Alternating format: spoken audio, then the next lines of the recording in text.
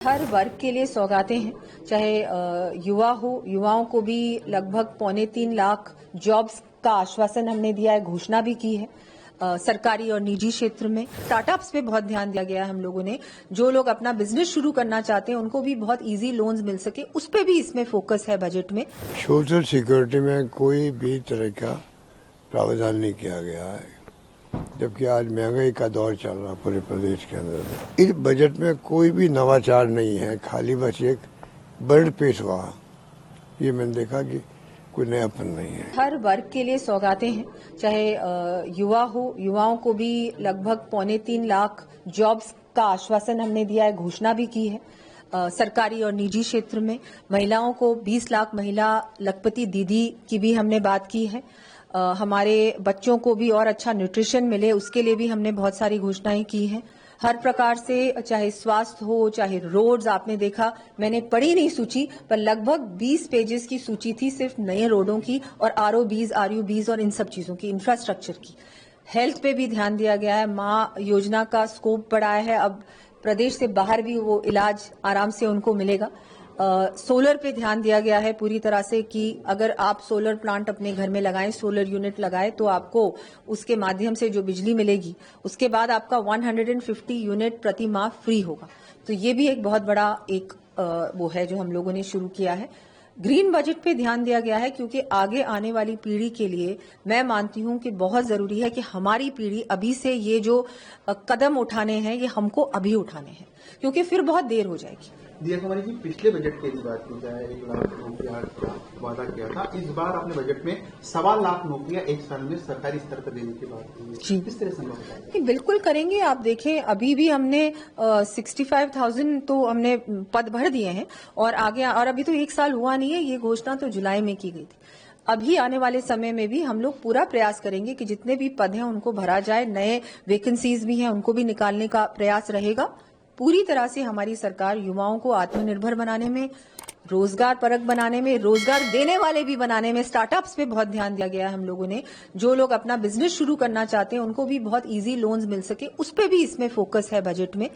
जी दिया कुमारी जी, राजस्थान की भी बात की जाए तो 2 बड़े सेक्टर है, एक ऊर्जा की बात, ऊर्जा, और दूसरा पर्यटन। काफी असीम संभावना है बजट में, उसमें भी कुछ खास घोषणाएं आपने करी है, फ्री बिजली के साथ रूफटॉप सोलर लगवाने की, क्या जी बिल्कुल। वो ऊर्जा के क्षेत्र में आत्मनिर्भर बनाने के लिए हमने फ्री बिजली 150 यूनिट्स विद, अगर कोई रूफटॉप सोलर प्लांट लगाएगा तो उनके लिए। लेकिन पर्यटन के लिए ट्राइबल सर्किट का अनाउंसमेंट किया है, जो हमारे बांसवाड़ा का क्षेत्र, डूंगरपुर, प्रतापगढ़, वो जो क्षेत्र है वहां पर भी ज्यादा टूरिस्ट जाएं, अभी नहीं जाते, वहां थोड़ा डेवलपमेंट करेंगे। बहुत कुछ है देखने को, पोटेंशियल अत्यंत है।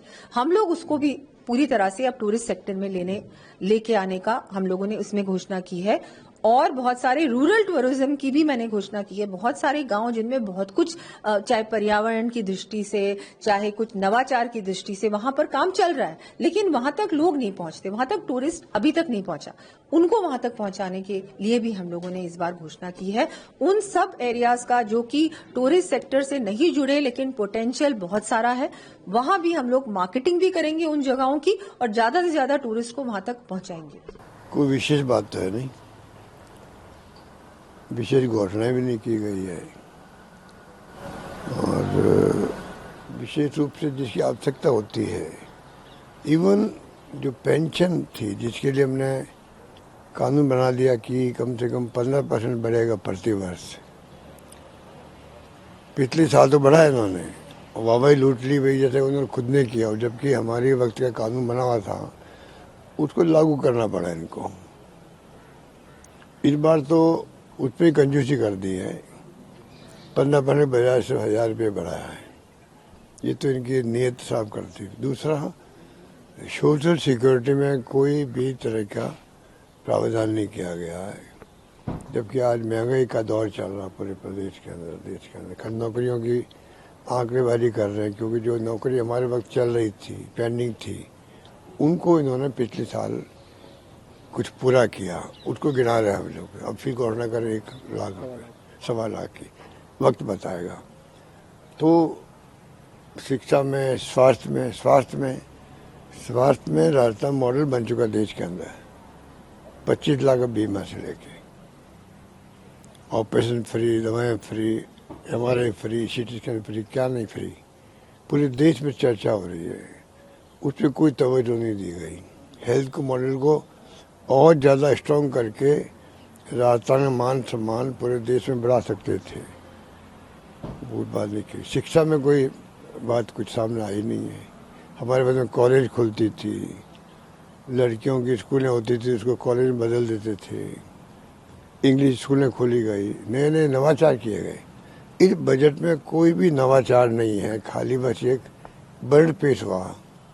ये मैंने देखा कि कोई नयापन नहीं है। जो नए आपने जिले घोषित किए थे उसमें से कुछ एक जो जिले इन्होंने वापस से ये तो बकवास है। प्रावधान जो जिले इन्होंने समाप्त किए वो नहीं करने चाहिए थे। मैंने कहा और जिले बनाने की आवश्यकता है। राजस्थान इतना बड़ा प्रदेश है, मेरे पास आंकड़े हैं जिसमें गुजरात में, मध्य प्रदेश में हमारे कम आबादी वाले जिले बनाए गए। वहाँ पर इनके पास कोई आर्ग्यूमेंट नहीं, कि बिना आर्ग्यूमेंट के इन्होंने ख़त्म कर दिए। इसे जनता वहाँ पे बहुत रिएक्शन लोगों के अंदर।